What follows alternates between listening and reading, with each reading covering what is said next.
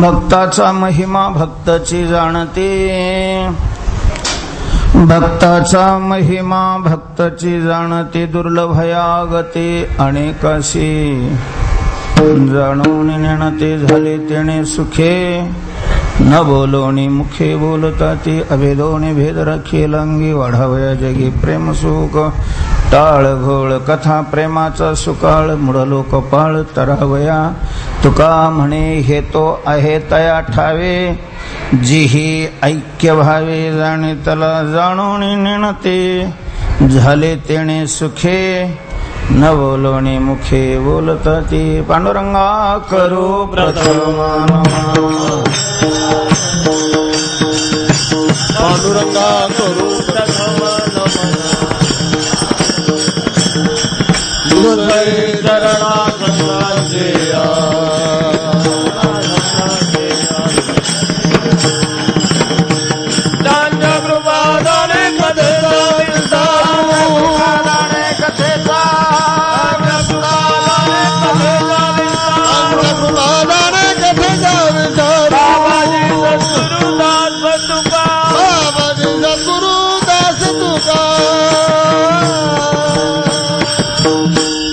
जयांचे केले स्मरण होय सकळ विद्यांचे अधिकरण, तेचे बंधू श्री चरण श्री गुरूंचे, नमो ज्ञानेश्वर नमो ज्ञानेश्वर, निवृत्त्युदारा सोपान देवा, मस्तक माझा पायावरी,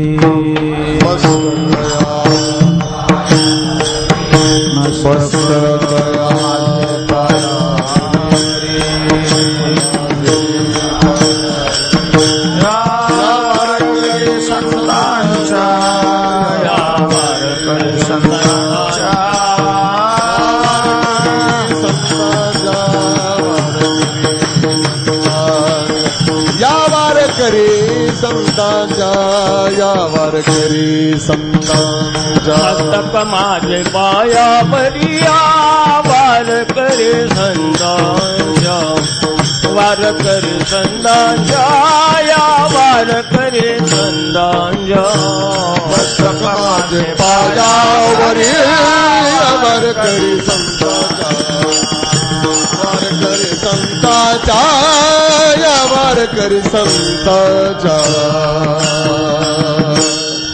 भक्ताचा महिमा भक्तची जाणती, दुर्लभयागती अनेकाशी श्रीमंत श्री जगद्गुरु तुकोबाराय या अभंगातून सिद्ध भक्तांच्या महिम्याची मीमांसा करतात. विठ्ठल विठ्ठल विठ्ठल विठ्ठल विठ्ठल विठ्ठल विठ्ठल विठ्ठल विठ्ठल.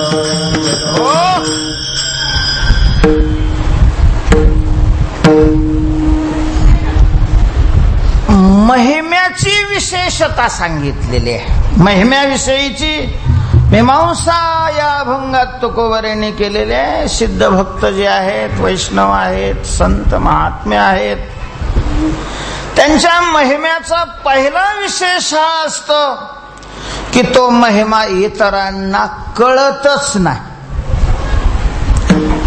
सिद्ध महात्मे सोडले, भक्त सोडले तर बाकीच्या ज्ञानाचा विषय न होणं हा त्या महिम्याचा पहिला विशेष आहे. विठ्ठल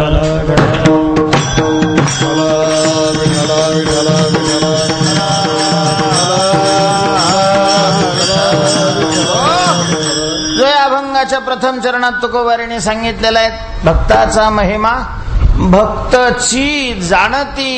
परमात्म्याचं वर्णन करत असताना शास्त्रामध्ये संतांनीही असं वर्णन केलेलं आहे. ज्ञानेश्वरीची पहिलीच ओवी आहे पहा, काय? ओम नमो जी आद्या वेद प्रतिपाद्या, जय जय स्वसंवेद्या. मला या स्वसंवेद्याकडे यायचं. जय जय स्वसंवेद्या. भगवत स्वरूपाचा हा विशेष आहे की माया स्वीकारली तर आद्या वेद प्रतिपाद्या. भगवत स्वरूपातला उपाधी म्हणून जर मायेचा अंगीकार केला तर आद्या, तर वेद प्रतिपाद्या, पण माया बाजूला केली आणि केवळ भगवंताचं वर्णन करायचं म्हटलं तर स्वसंवेद्य. स्वसंवेद्य शब्दाचा अर्थ सुअसंवेद्य हा एक अर्थ आहे त्याचा. सु म्हणजे चांगल्या प्रकारचा, अ म्हणजे नाही, सम म्हणजे उत्कृष्ट प्रकारे, वेद्य म्हणजे जाणण्याचा विषय.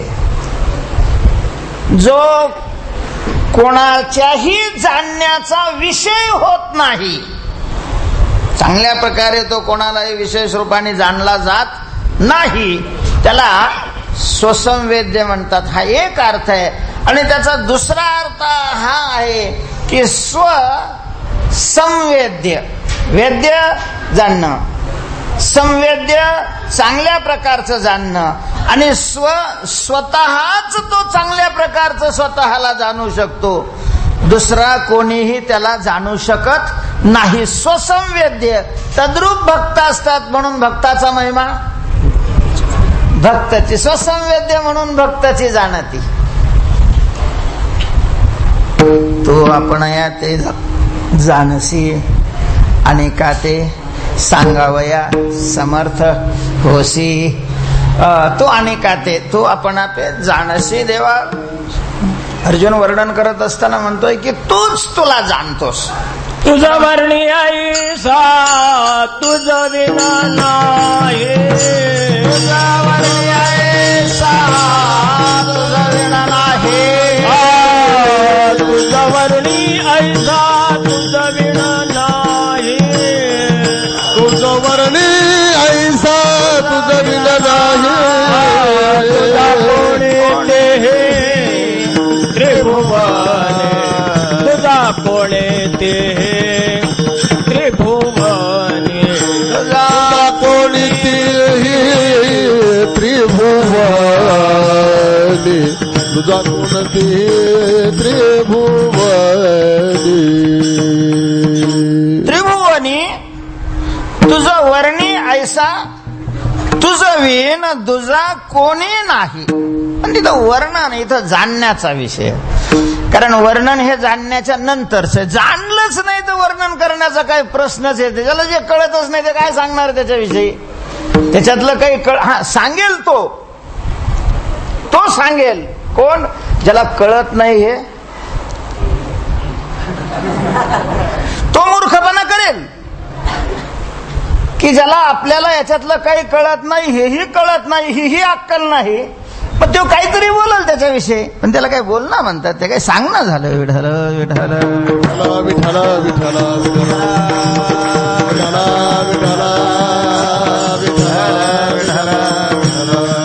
हो, भक्ताचा महिमा भक्ताची जाणती हा विशेष आहे. इतरांना ते गती दुर्लभ आहे. दुसरा विशेष दुसऱ्या चरणात तुकोबारांनी सांगितलेला आहे. जाणोलिले न ते झाले तेणे सोफे, जाणोलिले न ते झाले तेणे सोफे, जाणोलिले न ते झाले तेणे सोफे, जाणोलिले न ते झाले तेणे सोफे, जाणोलिले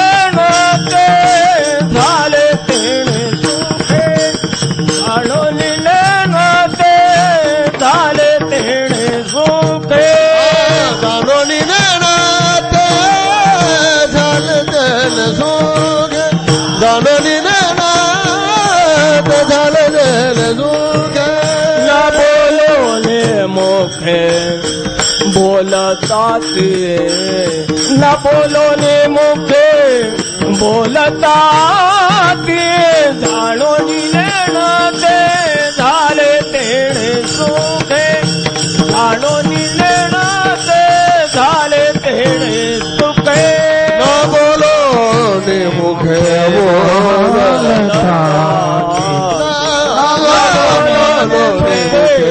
बोलता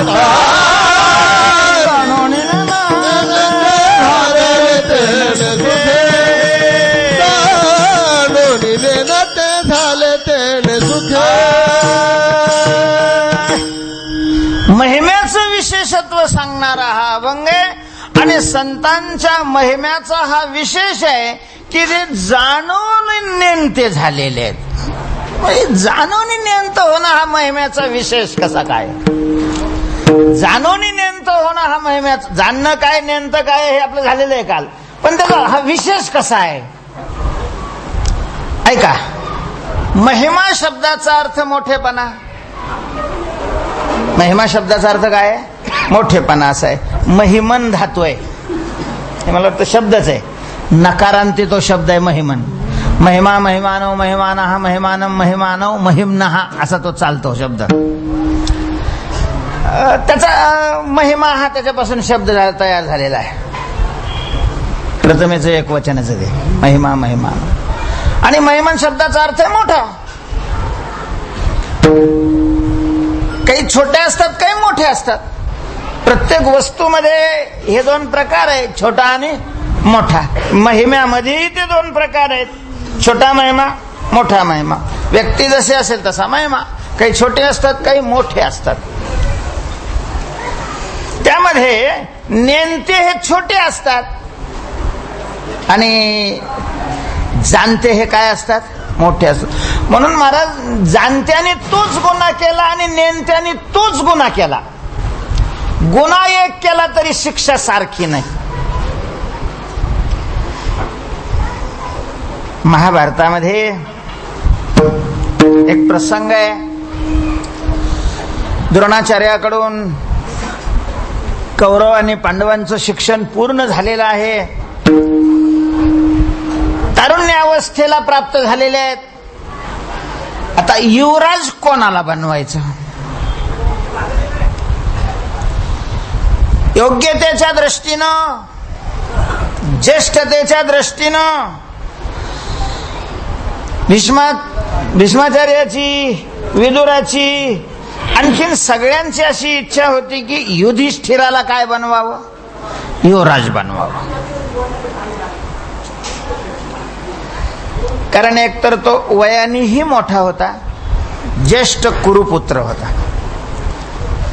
योग्यतेनेही युधिष्ठिराचा स्वभाव हा राजा बनण्याला योग्य होता. पांडूचं राज्य होतं ते. धृतराष्ट्र जरी त्यावेळेला त्या गादीवर असला तरी धृतराष्ट्र हा राजा नव्हता, तो पांडूचं प्रतिनिधित्व करत होता. स्टेपनी होती.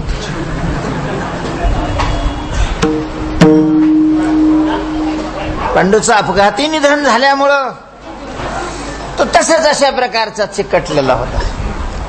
म्हणजे ही वास्तवता होती. पण धृतराष्ट्र ते मानायला तयार नव्हता. धृतराष्ट्राचं असं मत होतं की ज्येष्ठ जो आहे तो जर वारसदार होत असेल राज्याचा तर मी ज्येष्ठ आहे. विचित्रवीर्याचा ज्येष्ठ पुत्र मी आहे. माझा जन्म अगोदर झालेला आहे, पांडूचा नंतर झालेला होता. ज्येष्ठ तो होताच, पण तो आंधळा असल्यामुळं तो राजा बनण्याला योग्य नाही अशा प्रकारची नीती सांगून विदुराने त्याला राजा बनवायला विरोध केला आणि मग पांडू राजा झाला. पण आता झाला राजा पांडू. पुन्हा मग ते पांडूचं अपघाती निधन झालं आणि पुन्हा धृतराष्ट्रच त्या राजावर बसला गेला. भीष्म राज्याचं रक्षण करण्याकरता असल्यामुळं बाह्य शत्रूचा काही तानाचा संबंधच नव्हता. पण आता पुढे युवराज कोणाला बनवायचा हा प्रश्न झाला. धृतराष्ट्राला वाटायचं की विचित्रवीर्याचा ज्येष्ठ पुत्र मी आहे आणि माझा ज्येष्ठ पुत्र दुर्योधन आहे. मी आंधळा होतो म्हणून मला राज्यापासून वंचित केलं, ठीक आहे, पण दुर्योधन तर आंधळा नाही आहे ना. दुर्योधनाला राजा बनवलं पाहिजे. शकुनी तर त्याच्याच करता तिथं येऊन बसलेला होता. बरेच शकुनी घरदार सोडून जातात दुसरीकडे बसायला.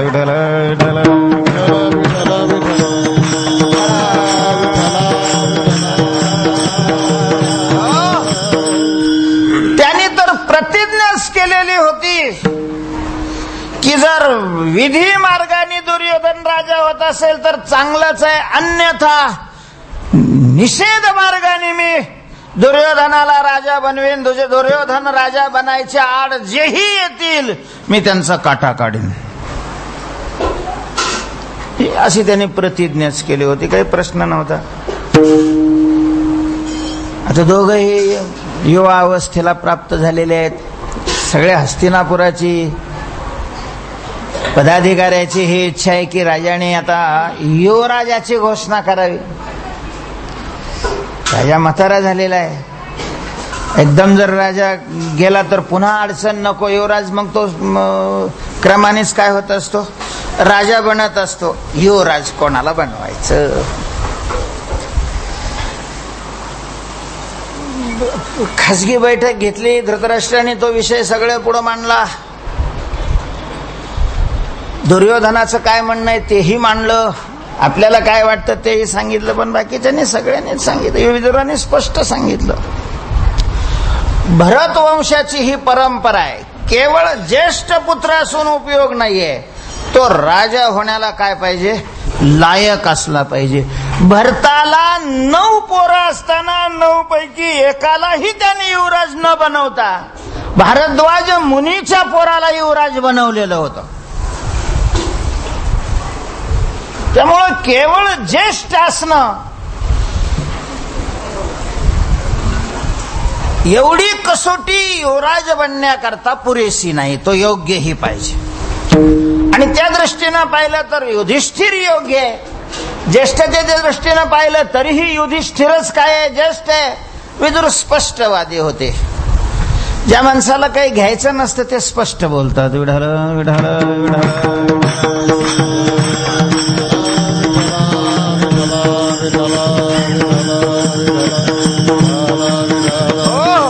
त्यांनी सांगितलं, राजा हा निधीपती नाही, तो प्रतिनिधी आहे. राजा ईश्वर आहे आणि ईश्वराचं प्रतिनिधित्व राजा करत असतो.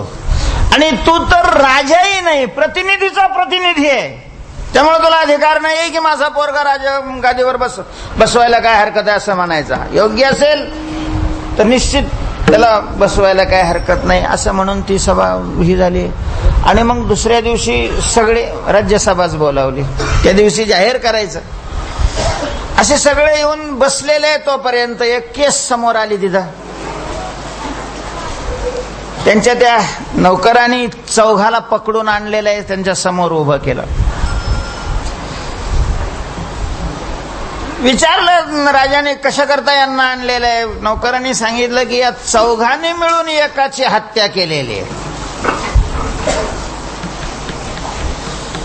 आता त्याला राजा शिक्षा सुनावणार इतक्यात विदुराने मध्यस्थी सांगितलं, महाराज आपण आता नवीन युवराजाची घोषणा करणार आहोत आणि युवराज योग्य असला पाहिजे. योगायोगाने केस समोर आलेले आहे तर युवराजाला ही संधी द्यावी, हीच त्यांची परीक्षा ठरेल. त्यांना शिक्षा द्यायचं सांगावं. ते काय शिक्षा देतात पाहावं. त्याला मग ठीक आहे म्हटले. पण मग पहिलं कोणाला संधी द्यायची. दुर्योधन लहान असल्यामुळं वयाने त्याला ती संधी दिली. दुर्योधनाने सांगितलं, म्हटलं याच्यात न्याय द्यायचं काय. आपल्या प्राचीन कालापासून परंपरा चालत आलेली आहे. कुणी जर वध केला असेल तर त्याला फाशीची शिक्षा, त्याला दुसरी शिक्षा असण्याचं काही कारण नाही आहे. मी चौघांनाही देहदंडाची शिक्षा देतो, फासावर लटको यांना. झालं. त्याच्याकडच्या यांनी टाळ्या वाजवल्या. धृतराष्ट्राने सांगितलं निकाल झालेला आहे. पण विदुराने सांगितलं की नाही, संधी तर युधिष्ठिरालाही द्यायला पाहिजे. पण आता म्हणले निकाल तर झालेला आहे, पण ह्या निकालाशी तो सहमत आहे की नाही हे कसं काय आपण समजणार आहे. त्याला संधी द्यायलाच पाहिजे. मग युधिष्ठिराला संधी दिलेली आहे. युधिष्ठिर उठलेले आहे आणि त्यांनी सांगितलं की यांना शिक्षा सांगण्यापूर्वी मी त्यांचा वर्ण जाणू इच्छितो. काहींनी शंका उपस्थित केली की शिक्षा गुन्ह्याची असते, वर्णाचा काय संबंध आहे त्या ठिकाणी. युधिष्ठिराने सांगितलं की जर वर्णाचा संबंध नसता तर मी तो प्रश्नच केला नसता. ज्या अर्थी प्रश्न केलाय त्या अर्थी शिक्षेशी वर्णाचा काय आहे संबंध आहे. महाराजांनी सांगितलं अपराध्याने आपापला वर्ण सांगावा. एकाने सांगितलं मी शूद्र आहे, दुसऱ्याने सांगितलं मी वैश्य आहे, तिसऱ्याने सांगितलं मी क्षत्रिय आहे आणि चौथ्याने सांगितलं मी ब्राह्मण आहे. म्हणजे चारही वर्णाचा एक एक जण होता. चौघांनी एकच अशा प्रकारचा गुन्हा केलेला आहे. एकाचा काय केलेला आहे? खून केलेला आहे, म्हणजे वधाचा गुन्हा केलेला आहे आणि त्यांना शिक्षा ठोठावायची आहे. त्यावेळेला युधिष्ठिराने सांगितलं की शूद्र आहे, अज्ञानी आहे, त्याला कायद्याचं काय नाही, ज्ञान अशा प्रकारचं नाही, स्वभावतः आसुरी प्रवृत्ती असते त्याची, म्हणून त्याला मी 4 वर्ष कैदेची शिक्षा देतो. वैश्य आहे, त्याच्यापेक्षा तो ज्ञानी आहे, म्हणून त्याची शिक्षा दुप्पट होते, 8 वर्षाची शिक्षा मी त्याला देतोय. क्षत्रिय तो आहे की ज्यांनी लोकांचं संरक्षण करायला पाहिजे, तो संरक्षण करायचं सोडून त्यांनी काय केलंय? वध केलेला आहे, तो जास्त अपराधी आहे, त्याला 16 वर्षाची वैश्यापेक्षा दुप्पट अशा प्रकारची शिक्षा देतोय. आणि ब्राह्मण तर ज्ञानी आहे, ब्राह्मण ज्ञानी आहे, देहदंडाच्या शिक्षेला पात्र आहे, पण ब्राह्मणाला देहदंड द्यावा अशा प्रकारची नीती नाही. तेव्हा त्यांना काय शिक्षा द्यायची याची जबाबदारी मी कृपाचार्यावर सोपवतो म्हटले. कृपाचार्याने त्यांना शिक्षा सांगावी. आता दुर्योधनाने सर्वांना एकच शिक्षा सांगितलेली आणि धर्माने चौघाला 4 वेगवेगळ्या शिक्षा सांगितलेल्या. काहींनी आश्चर्य व्यक्त केलं आणि मग विदुराने सांगितलं महाराजांनी आता युवराज नियुक्त करायला काय हरकत नाहीये, शिक्षा सांगितलेल्या आहेत. कारण युधिष्ठिर आंधळा असला तरी नीतीचं ज्ञान त्यांनी संपादन केलेलं होतं, नीतिज्ञ होता तो. बृहस्पतीकडून त्यांना नीतीचं ज्ञान प्राप्त झालेलं होतं. महाराज रडत रडत त्यांनी जाहीर केलं की युवराज मी युधिष्ठिराला काय करतो? घोषित करतो. युधिष्ठिर योग्य ठरला त्या ठिकाणी. का तर अज्ञानी जो आहे, नेणता आहे, त्याची शिक्षा काय असते? कमी असते, कारण तो लहान आहे. मला वाटतं भारतीय राज्यघटनेमध्ये सुद्धा त्याच गुन्ह्यामध्ये जर एखादा अल्पवयस्क लहान मुलगा असेल तर त्याला मोठ्या माणसाची शिक्षा होत नाही, बालसुधार गृहामध्ये वगैरे पाठवलं जातं. कशा करता हे सगळं मी सांगितलं? जो नेणता असतो तो काय असतो? लहान असतो. नेणता लहान आहे, जरी वयाने मोठा असला तरीही तो काय आहे? लहानच आहे. समानतो देहे बालका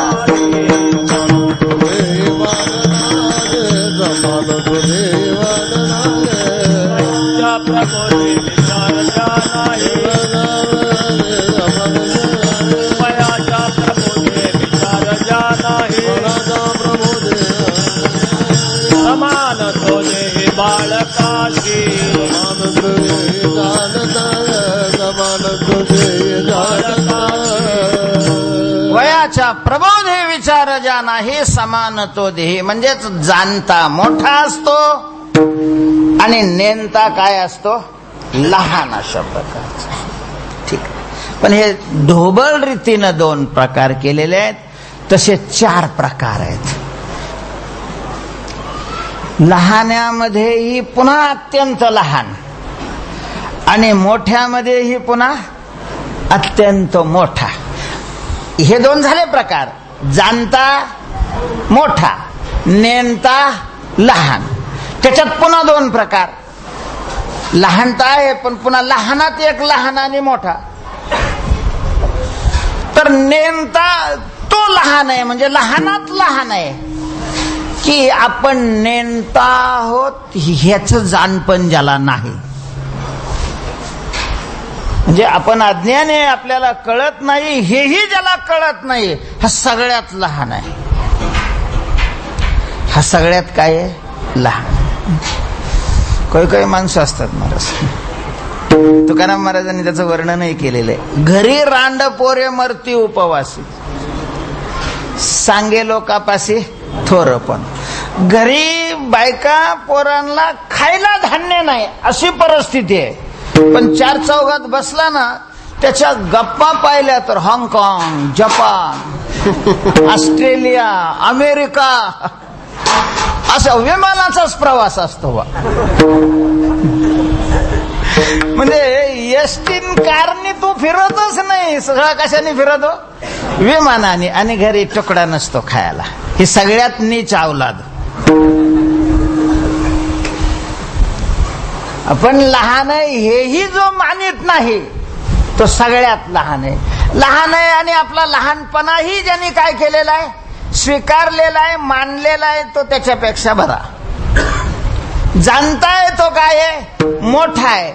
पण जाणतेपणाचा अहंकारही ज्याने दूर करून तो जाणता असून स्वतःला नेमता मानतो तो सगळ्यात मोठा असतो. विठ्ठल विठ्ठल विठ्ठला विठ्ठला विठ्ठला विठ्ठला विठ्ठला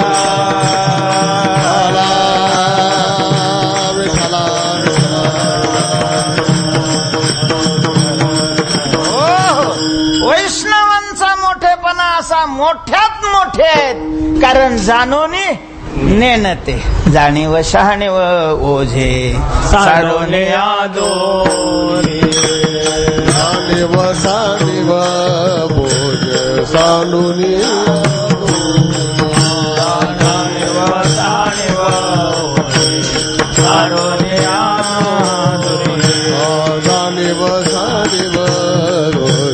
सानुनी दोनी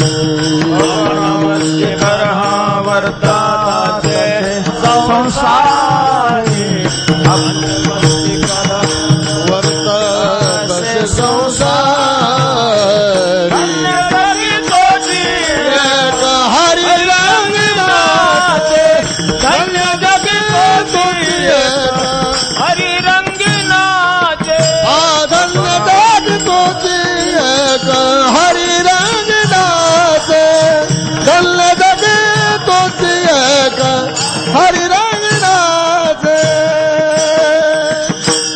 जाणीव शहाणीव ओझे वैष्णवांचंच वर्णन आहे. वासुदेव पर अभंग असला तरी सिद्ध वैष्णवांचं वर्णन करणारा तो अभंग आहे. आणि तिथंही त्यांचा मोठेपणा सांगत असताना नाथ महाराजांनी याच स्वरूपाचा मोठेपणा सांगितलेला आहे. इथं तुकोबाराय जाणूनी नेणं ते म्हणतात आणि तिथं जाणीव शहाणीव. जाणीव म्हणजे स्वरूप साक्षात्कार आणि शहाणीव म्हणजे व्यवहारातलं ज्ञान. काही माणसं शहाणे असतात पण जाणते नसतात. काही जाणते असले तरी शहाणे नसतात. काही जाणते नसतात आणि विठ्ठल विठ्ठल विठ्ठला विठ्ठला विठ्ठला काहीच्या ठिकाणी हे दोन्ही गुण असतात. जाणीवही असते आणि शहाणीवही असते. वैष्णवांच्या ठिकाणी हे दोन्ही गुण असतात. जाणीव आहे भगवत स्वरूपालाही त्यांनी जाणलेलं आहे, आत्मस्वरूपाला जाणलेलं आहे आणि व्यवहारही ज्यांना कळतो. पण त्याचा अहंकार हे ओझ आहे अशा प्रकारचं मानून ते ज्याने काय केलंय, दूर फेकलेलं आहे. जाणीव शहाणीव ओझे सांडोनिया दुरी आपण वस्ती कर वर्त तसे. हा त्यांच्या मोठेपणाचा विशेष. जाणून नेणं ते झाले तेने सुखे. आणखीन तिसरा अशा प्रकारचा विशेष सांगितलेला आहे की न बोलोनी मुखे बोलताती. न बोलोनी मुखे बोलताती. विठ्ठल विठ्ठल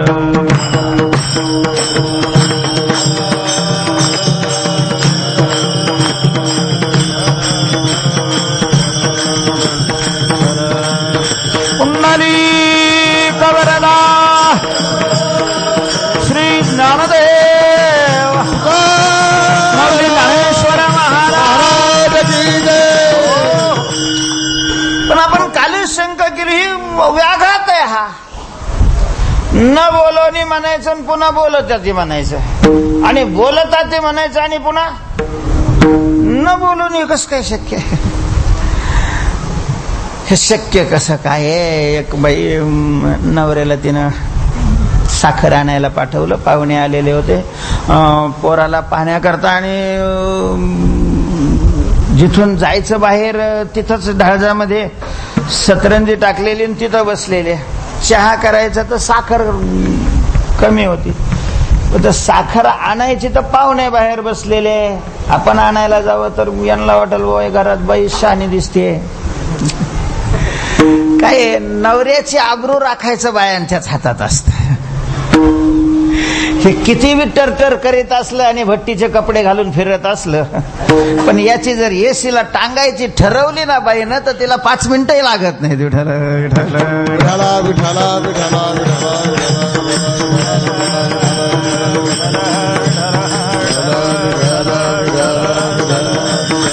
हो, हे मूर्ख असूनही तिला शहाणा म्हणते, हेही तिच्याच मोठेपणा असतो. आता तिला वाटलं पाहुण्यात जाता येतं, मग त्यानं त्याला बोलावलं. म्हटलं अहो साखर आणायचे. अर्थात तिला माहितीच होतं की हे म्हणजे काही खरेदी करायच्या लायकीचं नाही, त्याच्यामुळे एरवी तीच खरेदी करायची. पण आता पाहुण्या डोळ्यात कसं काय जायचं म्हणून काय पैसे द्यायचे, साखर तर आणायची. कुठं जास्त वस्तू आणायच्या, 100 रुपयाची नोट दिली आणि त्याला पाठवलं. कुठं साखर आणायला, ते तसं समजूनच आलं. अहो साखर नाही आणली. तो म्हणले पैसे दे ना. तुम्हाला मी पैसे दिले होते 100 रुपये. तो म्हणला मला दया आली नाही, एका मुख्य माणसाला देऊन टाकले. तिनं कपाळाला हात लावला. पाहुणे दारात बसलेले आहेत आणि तुम्हाला मी साखर आणायला पैसे दिले होते.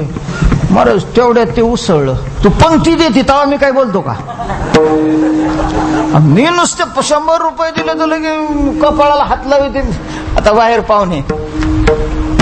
तिनं आपलं माघार घेतली, दुसरे 100 रुपये काढून द्यायला लागली. पण तिने सांगितलं हे पा, हे खरे मुके नसतात. मुक्याची सोंग घेऊन लुटतात महाराज. कोण कशाची सोंग घेऊन लुटील आता काही सांगताच येत नाही. विठाला विठाला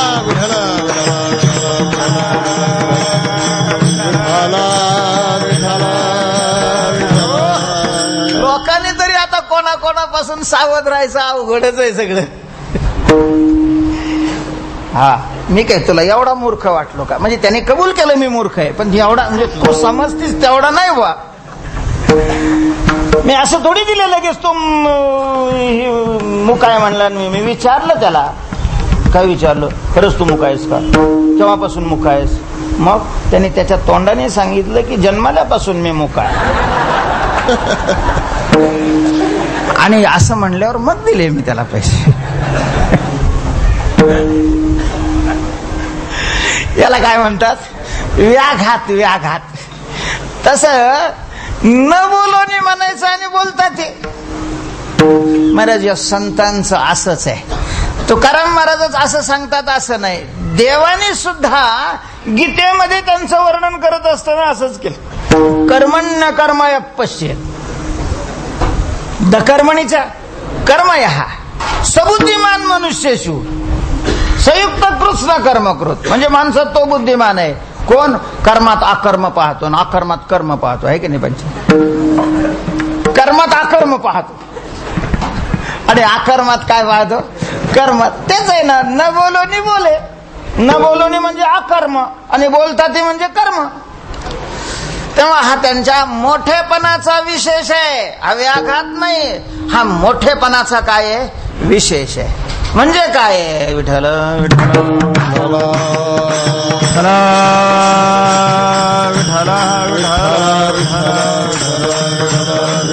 कुंडली कवरला श्री श्री नामदेव माऊली धारेश्वर महाराज. ऐका,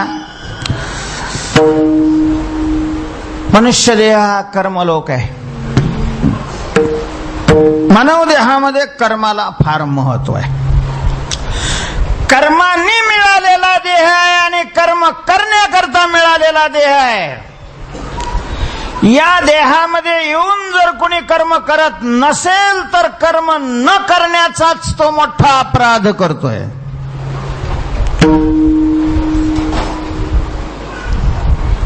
मानव देह मिळालेला आहे, कर्म करण्याकरता मिळालेला आहे. भगवान सांगतात ढोंगे तो मिथ्याचार उच्यते. हा, कर्मेंद्रियाणि संयम्य यास्ते मनसा स्मरण इंद्रियार्थान विमूढात्मा मिथ्याचारः स उच्यते. कर्म करणं लहानपण नाही महाराज, कर्म न करणं मूर्खपणा आहे. आपण काही करत नाही म्हणून स्वतःला मोठं नका समजू. आपण काही करत नाही तर गुन्हेगार आहे आपण समजा ईश्वराचे. कर्म करणं आणि कोणतंही कर्म करणं, कर्म कोणतंच लहान आणि मोठं नसतं. त्यामुळं अमकं कर्म करणारा छोटा आहे आणि तमकं कर्म करणारा हा मोठा आहे, या मान्यताच मुळात चुकीची आहेत. विठ्ठल विठ्ठल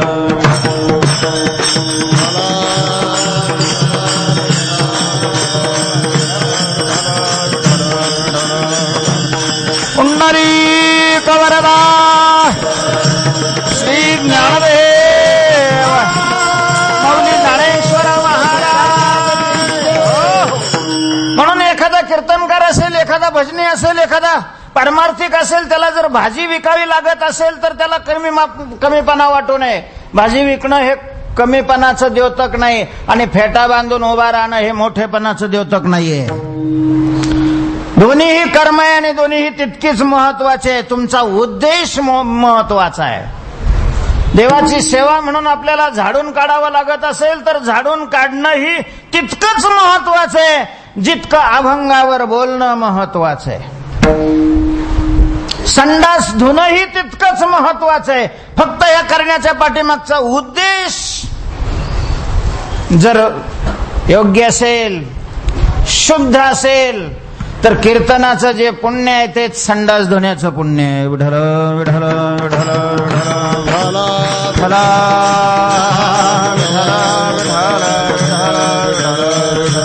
पुंडरीक वरदा श्री ज्ञानदेव माऊली ज्ञानेश्वर महाराज.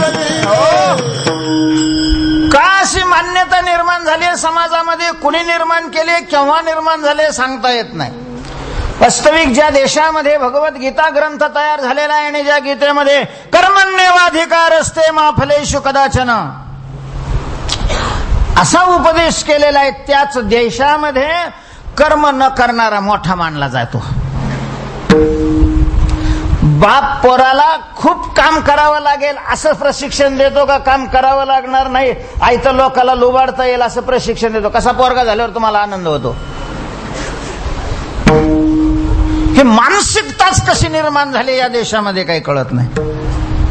अन्यथा कर्म अतिशय श्रेष्ठ आहे, कर्म महत्वाचं आहे, कर्म श्रेष्ठ आहे.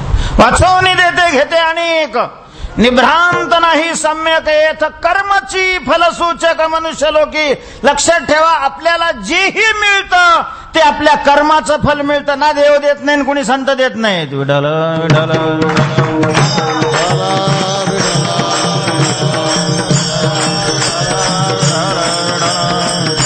पुंडरीक वरदा श्री ज्ञानदेव माऊली ज्ञानेश्वर महाराज. म्हणून शास्त्रविहित असेल, कर्तव्य म्हणून आपल्या समोर आलेलं असेल तर कुठलंही कर्म करत असताना आपल्याला लाज वाटू नये किंवा आपण त्याच्यामध्ये स्वतःला छोट मानून येऊ नये. विचित्र आहे माणसं, बाजारातून भाजी आणायची त्याला लाज वाटते. आपण कसं काय घेऊन जातो भाजी? आता काय तुला खायला नाही लागत? म्हणजे खाताना नाही लाज वाटत, एकच भाजी केली का म्हणतो. काना मागायला भाडव्याची आणलीस का तो बाजारातून? खायला खाताना लाज वाटत नाही, बाजारातून याला भाजी आणायला लाज वाटते का? हा महाराज आला. विठ्ठल विठ्ठल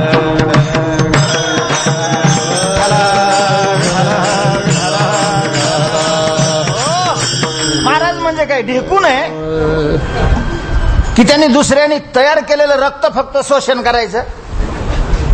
महाराज, पारमार्थिक मनुष्य चंदन असावा, चंदन. चंदनासारखं पारमार्थिकाचं जीवन असावं. चंदन स्वतः अंगाला उघळतो आणि दुसऱ्याला काय करतो? शांत बनवतो. पारमार्थिक माणसाने स्वतःची काया, स्वतःची वाणी, स्वतःची मन उघडावं आणि जगाला सुखी करण्याचा प्रयत्न करावा. विठ्ठल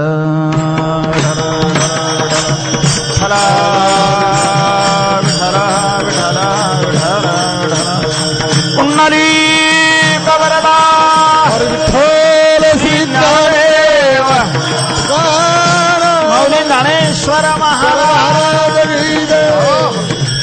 कर्मलोक आहे, कर्म प्रधान आहे. आणि कर्म जे केलं जातं आपल्याकडून ते 3 साधनांनी केलं जातं, शरीर, वाणी आणि मन. शारीरिक कर्म, वाचिक कर्म आणि मानसिक कर्म. त्या कर्म करणाराला कर्ता अशा प्रकारचं म्हणतात. कर्म करणाराला कर्मापासून अपूर्व अशा प्रकारचं पुण्य वा पाप तयार होतं आणि ते त्याच्या नावावर बँकेमध्ये जमा केलं जातं. बरोबर. वैष्णव कर्म करतात. आता वैष्णवांचं मुख्य कर्म तर वाचिकच राहतं, कारण जगाला जाग करण्याचं कार्य वैष्णव सिद्ध संतांकडे आलेलं असतं. आणि जगाला जे जाग केलं जातं ते उपदेशाच्या द्वारे केलं जातं. उपदेश केला जातो तो वाणीच्या द्वारे केला जातो. म्हणून हा प्राधान्याने वाणीचं कर्म ते करतात. वाणीचं कर्म म्हणजे बोलणे. बोलण्याचे कर्ते ते आहेत. आणि बोलण्याचं फल काय पुण्य पाप असेल ते त्यांच्या याच्यावर पडायला पाहिजे. पण महाराज त्या क्रियेचे ते कर्ते नाही होत. बोलण्याच्या क्रियेचे ते काय होत नाही, कर्ते होत नाही. आणि कर्ता नसल्यामुळं भक्त होण्याचा प्रश्नच येत नाही. त्या कृतीचं म्हणजे बोलण्याचं झालेलं पाप आणि पुण्य ते त्यांच्या खात्यावर जमा हे होत नाही. म्हणून ते न बोलोनी पण प्रत्यक्षात बोलतात. न बोलोनी मुखे बोलताती. मुखे बोलताती हे प्रत्यक्ष आहे, पण बोलून त्या बोलण्याचं कर्तृत्व त्यांनी स्वतःकडे न घेतल्यामुळं, बोलण्याचं पाप पुण्य त्यांच्या खात्यावर जमा न झाल्यामुळं ते न बोलोनी अकर्ते. विठ्ठल विठ्ठल विठ्ठल.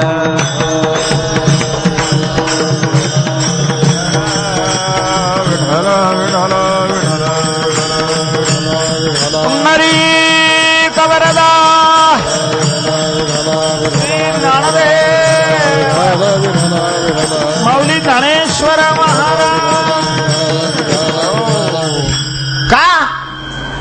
का करते होत नाहीत. यस्य नाहंकृतो भावो बुद्धिर्यस्य न लिप्यते हत्वापि सैमाल लोका नन्हन्ति न तया करणे या आत. घडो त्रैलोक्याचा घात परे तेने केली हे मात बोलो नये. मात बोलो नये. कृष्णाकडे निरोप आला दुर्वास ऋषीचा की मी बाहेर आलेलो आहे, अमक्या ठिकाणी बसलेलो आहे, मला भूक लागलेली आहे, आमच्या जेवणाची तयारी करून जेवण पाठवा इकडं. वाऱ्यासारखी गोकुळात बातमी पसरलेली आहे की कृष्णाचे गुरु आले, कृष्णाचे गुरु आले, कृष्णाचे गुरु आले. आता कृष्णावर सगळ्या गोपींचं प्रेम, कृष्णाच्या गुणावर सगळ्यांचं प्रेम, कृष्णाच्या ठिकाणी असणाऱ्या गुणामध्ये चलाखी, चातुर्य. कृष्ण किती चतुर आहे. चतुराचं शिरोमणी तुकोबाराने वर्णन केलेलं आहे. त्यांना वाटलं ह्यो जर इतका चतुर आहे तर यांचा गुरु कसा असेल, त्याला जर एवढा आहे तर गुरु कसा असेल. अर्थात त्याच्या गुरुला पाहण्याची, त्याच्या दर्शनाची सगळ्या गवळणींना इच्छा निर्माण झाली. सगळे आल्या, म्हणले कृष्णा काय तुमच्या गुरुला आम्हाला बघायचंय. ते म्हणे ते आता म्हातारे झालेले, त्यांना काय पाहता. तसं नाही पाहायचं, म्हणजे नवरदेवाला पाहण्यासारखं नाही, मग तुमचे गुरु म्हणून पाहायचंय, महात्मा म्हणून पाहायचं. मग काय हरकत नाही, चांगलं आहे म्हटलं जा. यमुनेच्या पलीकडे ते बसलेले आहेत. अरे हो, पण तुम्हाला शास्त्र माहिती आहे, राजाकडे जायचं असेल, गुरुकडे जायचं असेल, संताकडे जायचं असेल तर रिकाम्या हाताने जाऊ नये. रिक्त पाणीर न गच्छ. म्हणले मग काय घेऊन जावं. असं करा, 5-5 किलोच्या पोळ्या प्रत्येक जण घेऊन जा.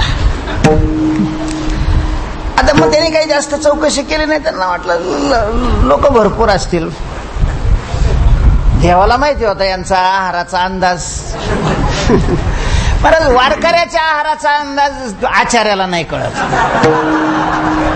म्हणून ज्याला वारकऱ्याला पंगत द्यायची त्याला आचार्याने आचार्याला नाही विचारायचं, आचार्याला सांगायचं एवढं बनवायचंय, हजीलपणा बाकीचा तू न करू, एवढं बनवून दे आम्हाला. विठाला विठाला विठाला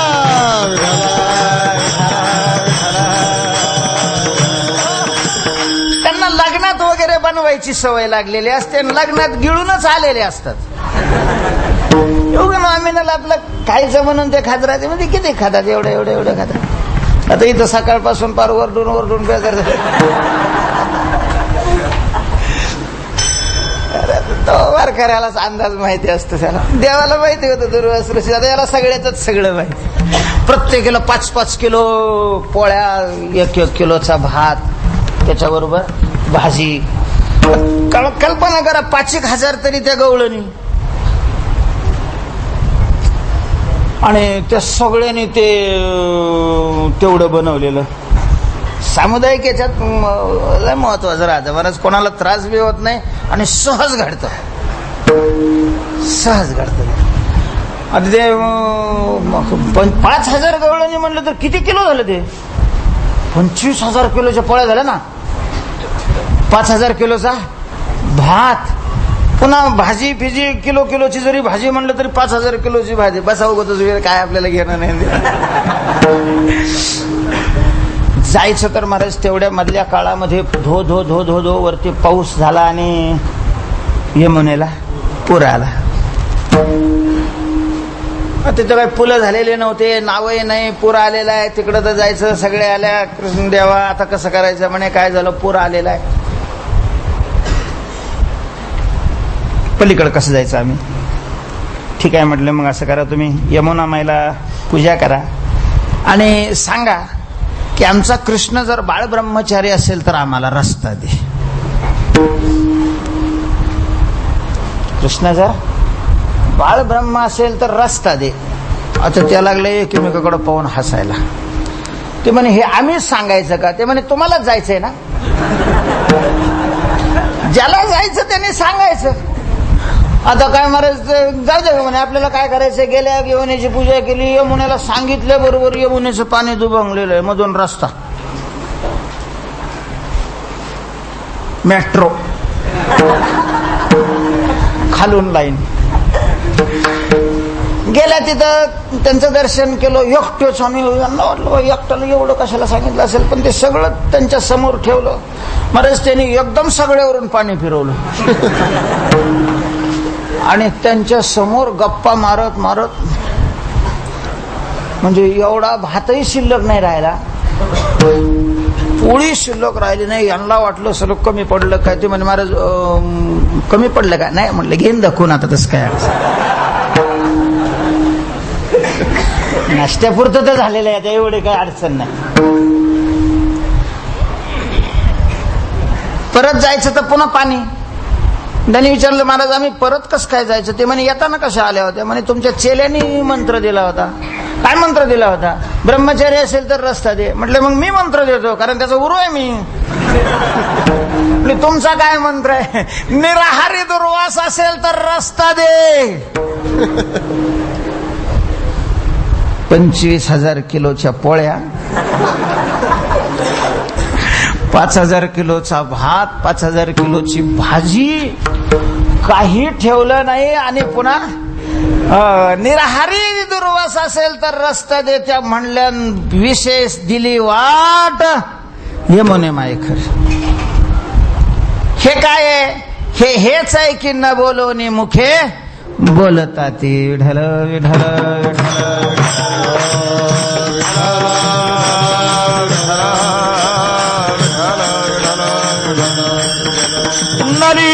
कवरदा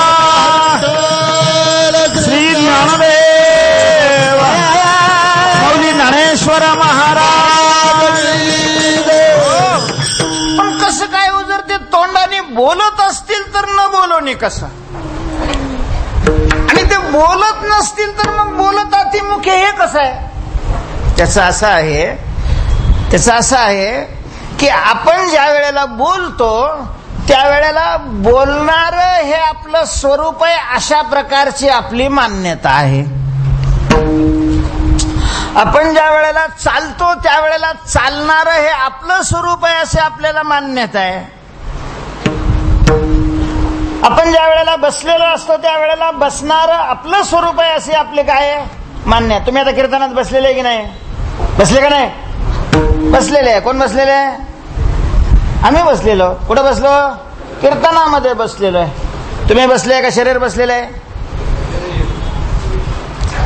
तुम्हाला मी तुम्ही विचारलं, तुम्ही शरीर बसलेलं कशाला? काय माळकरी खोटं बोलायला कीर्तन तुम्हाला काही वाटायला पाहिजे थोडंफार तरी, किंवा कीर्तनात तरी नका ना खोटं बोलू. तसं नाही हो. याचा अर्थ असा आहे की शरीर हेच आमचं स्वरूप आहे, ही आमची काय आहे मान्यता आहे. म्हणून शरीर बसलं तर आम्ही बसलो, शरीर उठलं तर आम्ही उठलो, पाय चालायला लागले तर मी चालायला लागलो, डोळा पाहायला लागला तर मी पाहू लागलो, कान ऐकत असेल तर मी ऐकू लागलो. अशा प्रकारचा आपण व्यवहार करतो त्या कृतीविषयी. कारण कृती करणारं जे साधन आहे हा आपल्या स्वरूपाचा एक भाग आहे, एक अंग आहे. अशा प्रकारची आपली काय आहे मान्यता आहे. आणि त्या मान्यतेमुळे आपला पुन्हा पुन्हा प्रश्न आहे की न बोलोनी मुखे बोलता ती कस काय, न बोलोनी मुखे बोलता ती कस काय, न बोलोनी मुखे बोलता ती कस काय. इथं वर्णन आहे सिद्ध भक्ताचं. आपल्याला सिद्ध भक्ताची स्वविषयक मान्यता काय आहे ही पहिल्यांदा पाहावी लागेल. आपल्या ठिकाणची मान्यता आहे देह हे आपलं स्वरूप आहे, देहाचा संघात हे आपलं स्वरूप आहे. म्हणतो स्थूल देह असेल, सूक्ष्म देह असेल, कारण देह असेल, हे सगळं मिळून आपण आहे. ही आपली मान्यता आहे, हे ठीक आहे. भक्ताची मान्यता काय असते? जाणवणी शब्द वापरला काल आपण त्याचं विश्लेषण करताना केलेलं आहे. त्यांनी आपल्या स्वस्वरूपाला वास्तव रूपाने जाणलेलं असतं. आणि ज्या वेळेला आपण आपल्याला वास्तव रूपाने जाणतो त्या वास्तव रूपाने जाणण्याचा प्रकार असा आहे की मी वासुदेव तत्वता, मी ब्रह्म आहे. आणि ब्रह्म स्वगत सजातीय विजातीय भेद रहित अद्वैत स्वरूप ब्रह्म आहे, अभेद स्वरूप ब्रह्म. मी ब्रह्म स्वरूप आहे. मी काय आहे? ब्रह्मरूप स्वरूप आहे. आणि ब्रह्म हे स्वगत सजातीय विजातीय भेद रहित आहे. ब्रह्माच्या शिवाय दुसरं काहीच नाहीये. असा स्वला ब्रह्माशी एक रूप ते मानत असल्यामुळं मग ब्रह्म बोलतही नाही आणि कोणाला त्याच्याविषयी बोलूही देत नाही. बोले ना, बोलू देईना. बोलण्याकरता वाणी नाही, बोलण्याकरता शब्द नाही, बोलण्याकरता बोलावं अशा प्रकारची इच्छा करणारं मनही त्या ठिकाणी नाही. बोलण्याचं काहीच नाही म्हणून ब्रह्म बोलतच नाही. ते ब्रह्मस्वरूप आहेत म्हणून न बोलोनी. आणि अनुभवाने ते ब्रह्मस्वरूप झालेले असले तरी कर्मामुळे प्राप्त झालेलं जे शरीर आहे ते शरीर तुमच्या आमच्या दृष्टीनं असतं. शरीराचा ज्ञानाशी नाही, कर्माशी संबंध आहे. प्रारब्ध आहे तोपर्यंत शरीर राहतं, ते प्रारब्ध त्याला टिकवतं. आणि मग ते शरीर त्याचे धर्म करतं, शरीराच्या धर्माप्रमाणे वाणी बोलते म्हणून बोलत आती. त्या बोलण्याचा अहंकार ते धारणच करत नाही म्हणून त्यांना पाप पुण्याचा संबंधच येत नाही. म्हणून पश्यान शृण्वान स्पृशान जिग्रान नशनान गच्छान सोपान श्वसन प्रदपन विसर्जन गृह्णन उन्मिशन निमिशन नपी इंद्रियाणि इंद्रियार्थेषु वर्तन्त इति धारय नैव किंचित करोमि. किंचित न एव करोमि, मी काहीच अशा प्रकारचं करत नाही. याला म्हणतात न बोलोनी मुखे बोलता ती. म्हणजे ते देवाशी अभेद स्वरूप, हा अभेद स्वरूप झालेले असतात, अभेद स्वरूप झालेले असतात. पण तरीही आणखीन एक विशेष पुढच्या चरणात अभेदूने भेद राखियला अंगे, अभेदूने भेद राखियला अंगे. अभेदूने भेद राखियला अंगे, अभेदूने भेद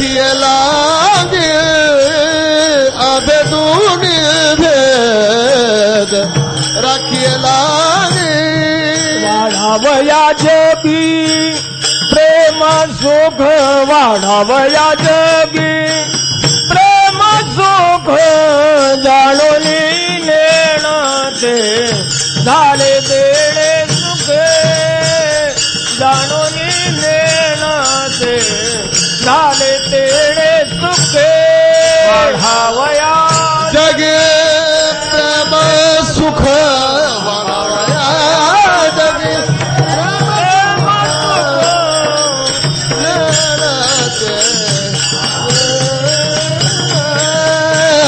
जानोनी सुख अभेदोनी स्वस्वरूपाशी एकरूप झालेले असतात, नव्हे जगाशी एकरूप झालेले असतात. जीव देव, जीव जगत, जीव जीव, देव जगत आणि जगत जगतातला हा जो 5 प्रकारचा भेद बद्ध अवस्थेमध्ये जीव अवस्थेमध्ये आपल्याला प्रतीतीला येतो, नव्हे त्या भेदातच आपण काय करत असतो, जगत असतो. हा 5ही प्रकारचा भेद त्यांच्या बुद्धीतून संपलेला असतो.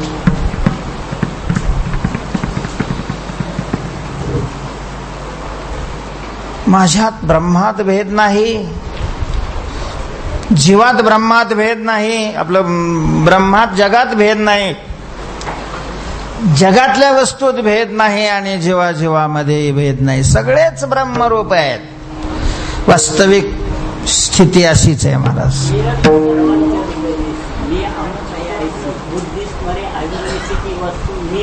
हा, ती वस्तू अशा प्रकारची मी आहे. तेव्हा न निरोधो न चोत्पत्तीर न बद्धो न च साधकः न मुमुक्षुर न वै मुक्त इत्येषा परमार्थता. वास्तविक अशी स्थिती आहे की नुसतं ब्रह्मच आहे सगळं काय. पण अशा स्थितीमध्ये राहणारा महात्म्याकडून जगाच्या उद्धाराचंही कार्य होत नाही, कारण तो ब्रह्मस्थितीत असतो. ब्रह्मस्थितीमध्ये जगच नाही तर त्याचा उद्धाराचा काय संबंध आहे. जग असावं, ते बद्ध असावं आणि मग त्याचा काय करावा, उद्धार करावा. आणि हे कळण्याकरता त्याला भेद स्थितीवर यावं लागतं, भेदावर यावं लागतं. म्हणून स्वरूपाने परब्रह्माशी ऐक्य पावल्यानंतरही अंतःकरणामध्ये जगताविषयी असलेली दया, ती दया त्यांना त्या स्थितीत राहू देत नाही. म्हणून दया हे संतांना भांडवल असतं जगाच्या उद्धाराचं कार्य करण्याकरता. विठ्ठल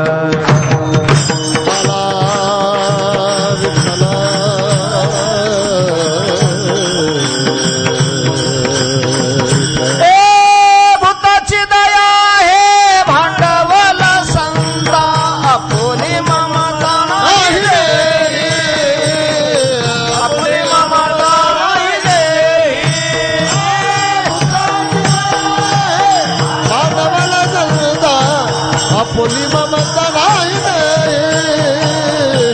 आपुली ममता नाही रे. भूताची दया हे संता भांडवल. दया दया संता भांडवल वेचे बोल उपकार आवेचे बोल उपकार वेचे बोल उपकार.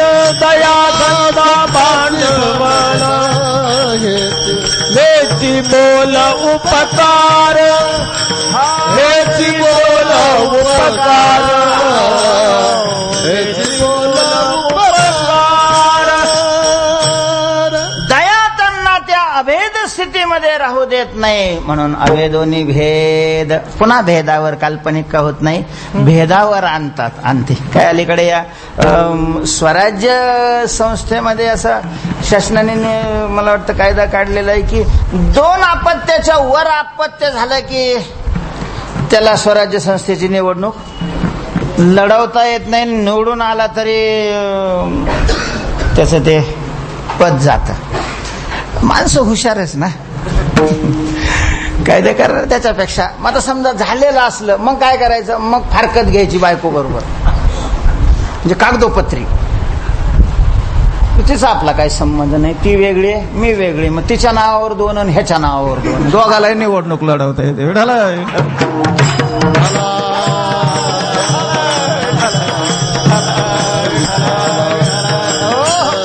याला म्हणायचं अभेदोनी भेद राखे याला.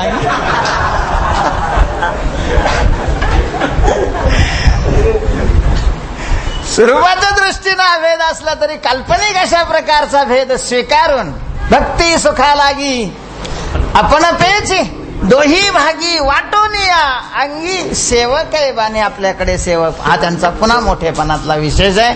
अभेदोने भेद राखेला अंगी. कशा करता वाढावया जगी प्रेम सुख जगामध्ये भक्ती प्रेम सुख वाढावया सुख भक्ती भाव धर्म कुळाचारे नाम विठोबाचे. पण हा भक्ती भाव धर्म तरी कशा करता वाढवायचा आहे ते पुढच्या चरणात सांगतात. टाळ घोळ कथा प्रेमाचा सुख, टाळ घोळ कथा प्रेमाचा सुख, टाळ घोळ कथा प्रेमाचा सुख, टाळ घोळ कथा प्रेमाचा सुख.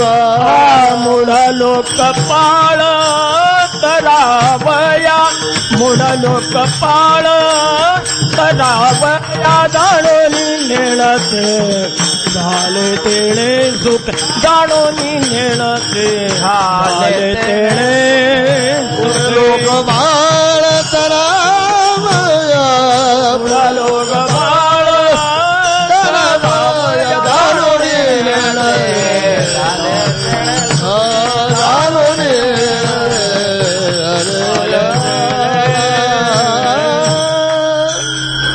कशा करता हा भक्ती प्रेमाचा प्रसार व्हावा वाटतो, तर मूढ लोकपाळ मूढ अशा प्रकारचा जो समाज आहे हा जनसमुदाय, त्या जनसमुदायाचा उद्धार व्हावा, त्यांना तरण्याचं साधन अशा प्रकारचं म्हणून या भक्तीचा प्रचार करायचा असतो. आणि भक्तीचा प्रचार करण्याकरता मग अभेदोनी भेद राखीला अंगी. मग तो प्रचार भक्तीच्या द्वारा करतात.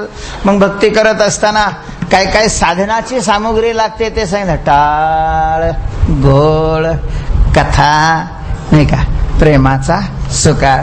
मग टाळाचा असं घोळून टाळ वाजवणं म्हणजे टाळ घोळ.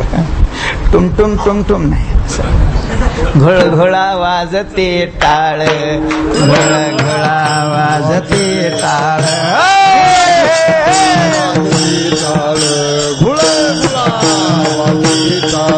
झम झना नादर टाळ,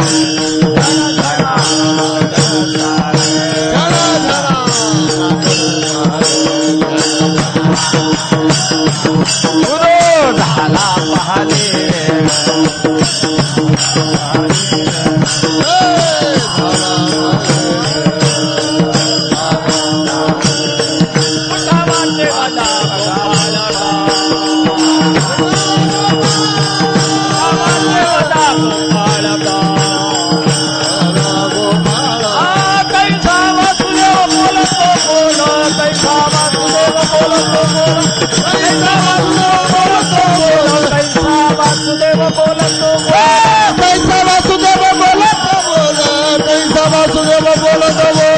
पैसा वासुदेव बोलत बोल, कैसा वासुदेव बोला तू बोल.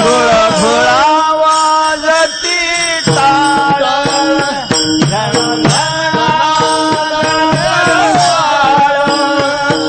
झाला पहाडी वेळ,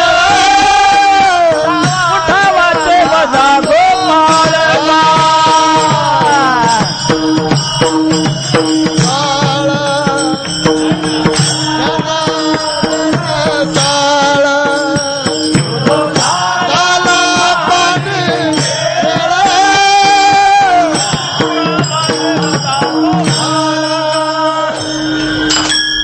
प्रकारचा टाळ घोळ नाही का टाळाचा आवाज आपल्या संतांनी चिंतनाच्या कथेच्या साधना करता या वाद्यांचा स्वीकार केलेला आहे. त्यामध्ये टाळ आहे, विणा आहे, मृदंग आहे आणि चिपळ्या अशा प्रकारच्या आहेत. लावणी मृदंग, श्रुती, टाळघोष, शेऊ, ब्रह्मरस, आवडीने टाळघोळ,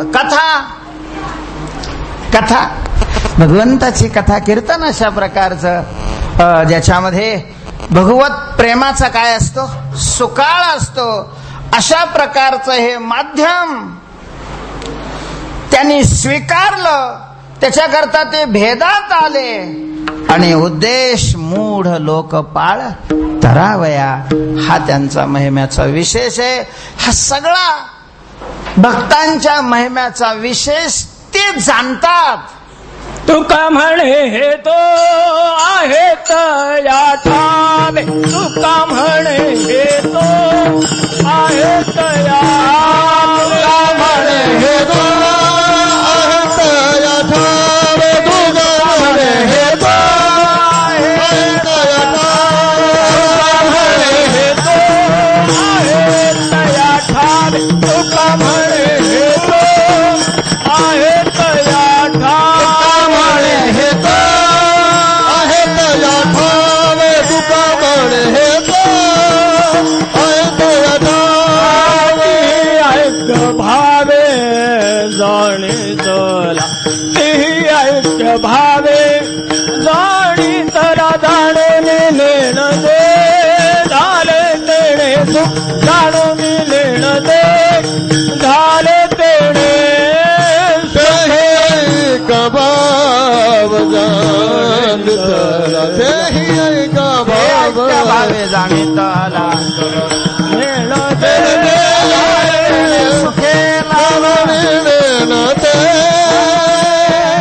आन बोलोनी मुखे बोलतात,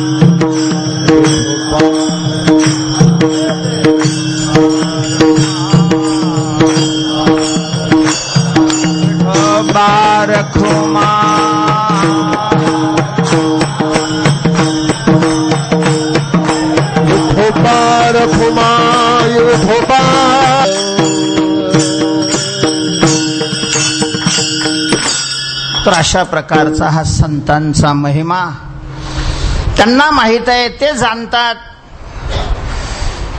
पहिल्या चरणात म्हटलेलं आहे की भक्ताचा महिमा भक्ताची जाणती, पण कोण भक्त, कोणते भक्त जाणतात. तो का म्हणे हे तो तया ठावे आहे, हे त्यांना माहिती आहे. ते या महिम्याला जाणतात, ओळखतात. कोण? जिही ऐक्य भावे जाणीतला, ज्यानी भगवंताला जाणलंय. आणि ते कसं जाणलेलं आहे? ऐक्य भावाने जाणलेलं आहे, ऐक्य भावाने. अशा प्रकारे तो का म्हणे हे तो आहे तया ठावे, जिही ऐक्य भावे जाणीतला. हा, जाणून नेणं ते झाले तेने सुखे. ज्ञानेश्वर माऊली.